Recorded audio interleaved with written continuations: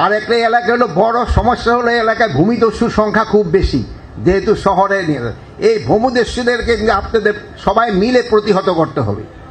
আর আপনারা অনেকেই কিন্তু এই ভূমিদস্যুরা কিন্তু খালের অংশ দখল করে নিছে, কঠোর হস্তে তাকে দমন করতে হবে। খাল নদীর সঙ্গে মানুষের সম্পর্ক রক্ষা করা একটি সাংস্কৃতিক দায়িত্ব, তাই এই দায়িত্ব পালনে আমাদের সকলকে সচেষ্ট থাকতে হবে। বিশেষত স্থানীয় জনগণের আন্তরিকতা সচেতনতা ছাড়াও সরকারি কোনো উদ্যোগেই সফল সম্ভব নয়। এক্ষেত্রে আমি বিশেষভাবে এলাকাবাসীদের ধৈর্য ও সহযোগিতা কামনা করছি, কেননা এই প্রকল্প টেকসই বাস্তবায়ন ও ভবিষ্যতে সুবাদ্দা খালের কার্যকারিতা বহুলাংশে স্থানীয় জনগণের আন্তরিকতা এবং সচেতনতার উপর নির্ভরশীল। যে কোনো প্রকল্প সফল করতে শুধু সরকারি উদ্যোগই যথেষ্ট নয়, স্থানীয় জনগণের সক্রিয় অংশগ্রহণ অপরিহার্য। তাই আমি অতিথিগণ ও স্থানীয় নেতৃবৃন্দের কাছে অনুরোধ করব, পুনঃখনন খাল চলাকালে অনুগত নির্দেশনা মেনে চলুন। খাল সংলগ্ন এলাকায় বর্জ্য নির্দিষ্ট স্থানে ফেলুন, প্লাস্টিক বর্জ্য খালে না ফেলুন। স্থানীয় কমিটি গঠন করে খাল রক্ষণাবেক্ষণে সক্রিয় ভূমিকা রাখুন। নিয়মিত পরিদর্শন ও রক্ষণাবেক্ষণ নিশ্চিত করুন।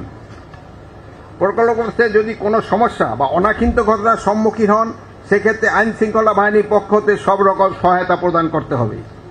শেষে আমি প্রকল্পের সাথে সংশ্লিষ্ট সকলকে ধন্যবাদ জানাই।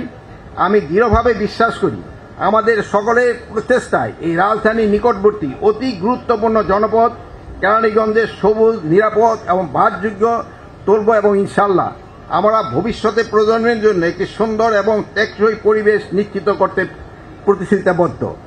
আসুন সবাই মিলে প্রতিজ্ঞা করি, খালকে সঠিকভাবে পরিচর্যা এবং রক্ষণাবেক্ষণ করব, বর্জ্য ধারণ দূষণ কমাবো, আমাদের পরিবেশ এবং প্রতিবেশের প্রতি সহনশীল আচরণ করব।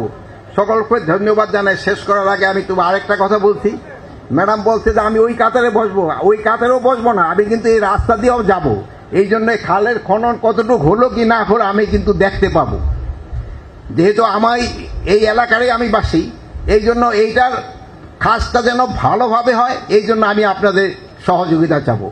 আর একটা এলাকা হলো বড় সমস্যা হলো এলাকায় ভূমিদস্যুর সংখ্যা খুব বেশি, যেহেতু শহরে এই ভূমিদস্যুদেরকে আপনাদের সবাই মিলে প্রতিহত করতে হবে। আর আপনারা অনেকেই কিন্তু এই ভূমিদস্যুরা কিন্তু খালের অংশ দখল করে নিছে, কঠোর হস্তে তাকে দমন করতে হবে। ডিআইজি এবং আমাদের সশস্ত্র বাহিনীর লোকজন আছে, তাদের কোনো অবস্থায় তাদের ছাড় দেওয়া যাবে না, তাদের আইনের আওতায় আনতে হবে। শুধু আইনের আওতায় এনে না, যেহেতু আপনাদের এখানে আরেকটা বড় সুবিধা আছে যে এখানে জেলখানাটাও কিন্তু এই উপজেলার পরেই, তাকে ওখানে তাকে নিজের স্থানেই তাকে রাখার ব্যবস্থা করা হবে।